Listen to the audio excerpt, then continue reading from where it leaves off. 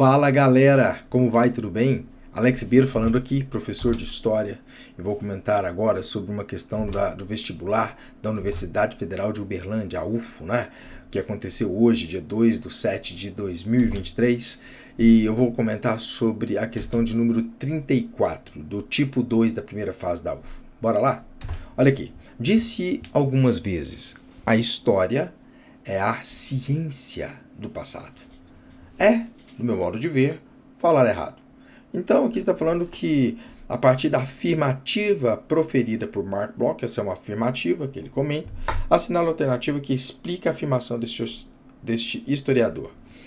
Como se fala da história, a ciência do passado? Essa é uma questão que a gente começa lá no primeiro ano, né? Sexto ano do fundamental, primeiro ano do ensino médio, quando antes mesmo de comentar sobre os sumérios, começar ali sobre os sumérios, acadianos, o primeiro império babilônico, a gente comenta o que é história, quem fez a história, quem é considerado o pai da história, o historiador Heródoto, né? Considerado poeta, historiador, geógrafo, né? Que nasceu em Helicarson, né? Lá na Hélade, o que nós conhecemos hoje como Grécia Antiga. Então a gente começa a falar ali sobre a história, o que é a ciência da história. E essa palavra ciência, ela tem muito a nos dizer. E eu considero, ao meu ponto de vista, a minha consideração, que essa talvez seja a questão mais simples da prova de história.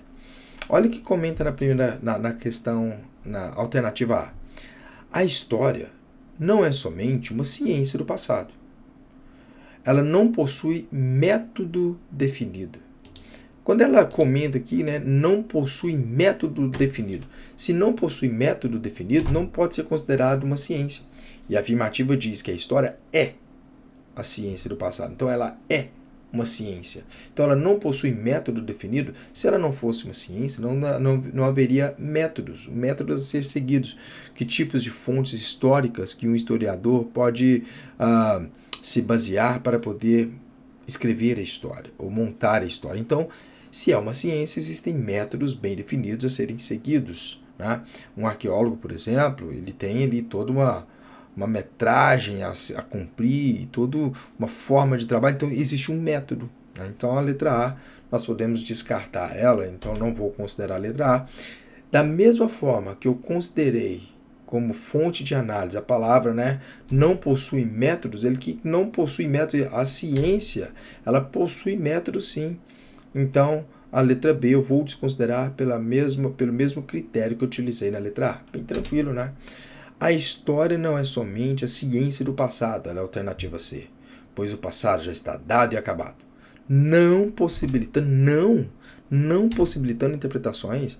Mas se você não viveu no passado, se o historiador não viveu no passado, é óbvio que através de métodos bem específicos, através de fontes bem seguras e confiáveis, é que as interpretações serão feitas. Tá? Então, possibilita-se interpretações. Então, as informações são retiradas, são montadas, escritas, moldadas por intermédio de interpretações baseadas em métodos, né?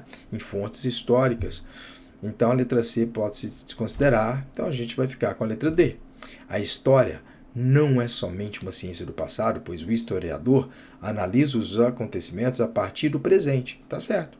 Não sendo possível uma investigação exclusivamente a partir do passado. Né? Não tivemos a mesma oportunidade de Heródoto, por exemplo, de viajar por tantos lugares e poder relatar sobre aquilo que ele viu e contar a história a partir da percepção dele do que ele estava vendo, somado à percepção daqueles que viveram a história e contaram sobre as histórias dos seus antepassados, né? Então, o historiador analisa os acontecimentos a partir do presente, sim, baseado em métodos, né? Então, baseado naquilo que a história nos proporciona como ciência. Beleza? Forte abraço. Então, nós ficamos aqui na questão de número 34 da fase do tipo 2, da fase 1 da UFO, né? Do ano de 2023, com a letra D. Forte abraço. Até mais.